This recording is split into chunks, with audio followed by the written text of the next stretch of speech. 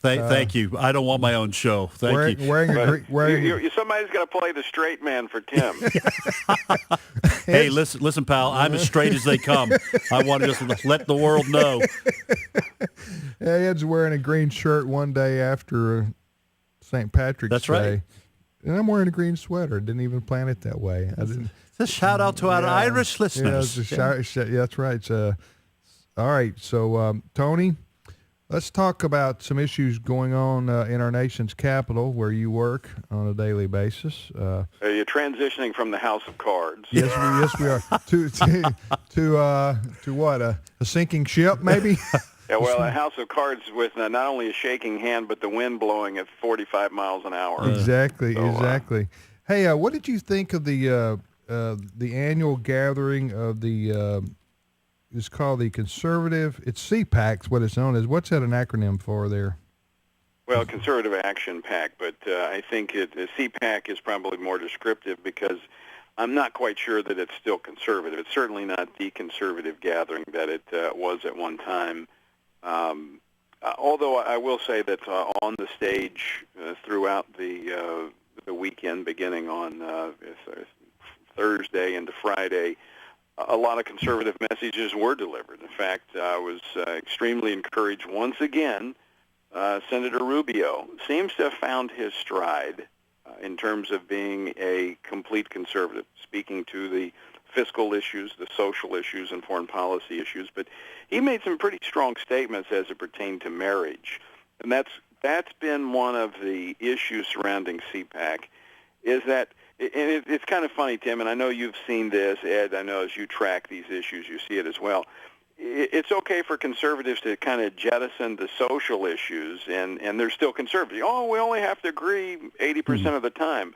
Well, if they start jettisoning the fiscal policy and start embracing higher taxes, well, wait a minute, that 80% rule kind of goes out the window.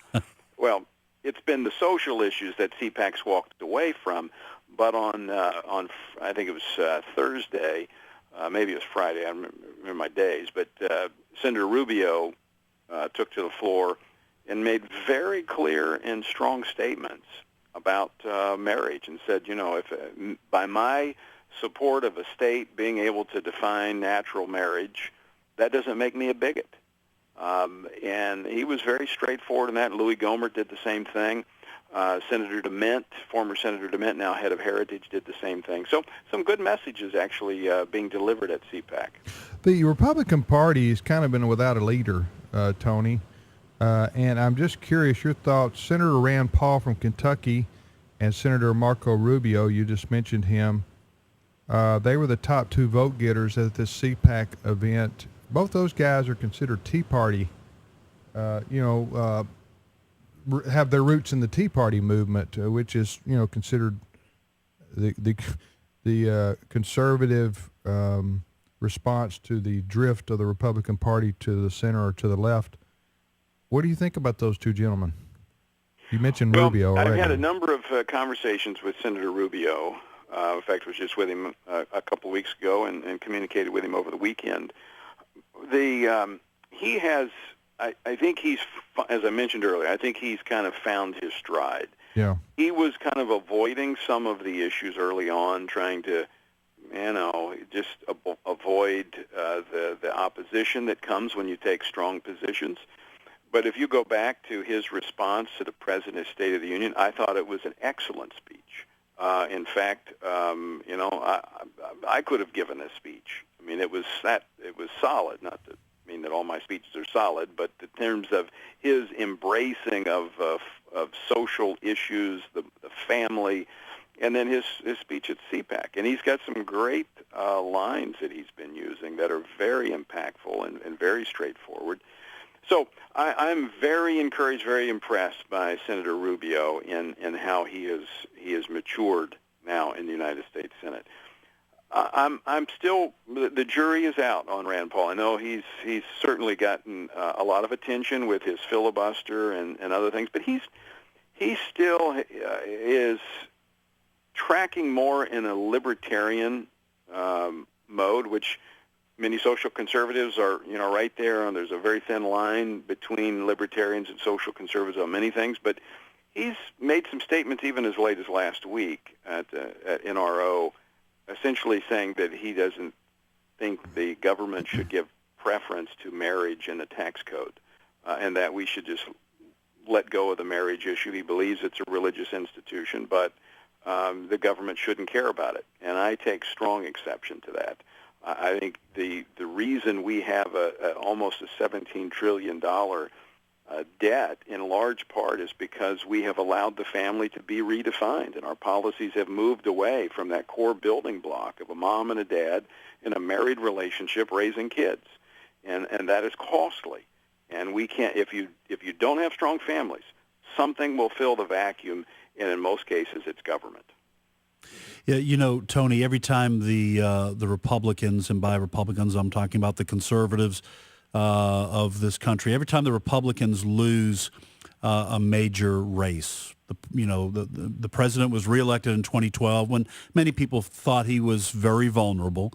Whenever that happens, there's always all this soul searching that goes on, and you hear, Republicans and conservatives, moaning over the fact that we're not inclusive enough and we've got to drop the social issues. Libertarians tend to put it in this sort of perspective that everybody should be able to be free to do what they want. Government should butt out. That also has to do with marriage, as you just stated. Why do the Republicans always seem to be the ones to do this quote unquote soul searching when the Democrats lose a major race for when President Bush was reelected in 2004? You don't hear Democrats saying, we need to jettison all these. More pro-life. We need to get more pro-life people in here, and we need to promote traditional marriage. Why is it that the Republicans are the ones who do this? Well, the Democrats actually do that, but what they do is they move harder toward their base, and in fact they want to promote more of this kind of these radical policies, which in many ways, like the Obamacare, which cost them the majority in the House, they don't move away from their base as the Republicans do. The Republicans tend to be more concerned about once they get a majority, like we have in Congress right now, they have the House. They're more interested in preserving the majority than using it. Where the Democrats will use it, they'll lose it, but they use it and they fundamentally change America, knowing that the Republicans won't change it back. But in modern politics, you go back in the last 40 years, that's where there's been this conservative coalition that's come together of fiscal, foreign policy, and social conservatives. Social conservatives being kind of the grassroots component. But the moderates within the party that control most of the money think that they can win the elections without the base support. And the last two presidential elections should make very clear that can happen. In 2008 and 2012, you had moderate Republican presidential candidates who, in the end, could not get the level of support needed to put them over the top. And we see that repeatedly. Here's a rule of thumb, and with very, very few exceptions, moderates never beat liberals. It just doesn't happen. Yeah, you couldn't get any more moderate than Mitt Romney, and you couldn't get any more vulnerable than John McCain. than Barack Obama. Oh, right. Oh, I see. And yet still the Republican candidate couldn't pull it out. So maybe lack of passion for Romney, that is, lack of being a true conservative that got people excited who were conservatives, right, was one of the reasons why he lost the presidential election. Tony, we're out of time, my friend. All right. Well, good to be with you guys. Have a great day. All right, thanks, Tony. And folks, if they want more, they can listen today at 4 o'clock. 4 o'clock this afternoon on AFR Talk on American Family Radio. Washington Watch program. Shameless plugs by the host there. Ed and I'll be back after the news.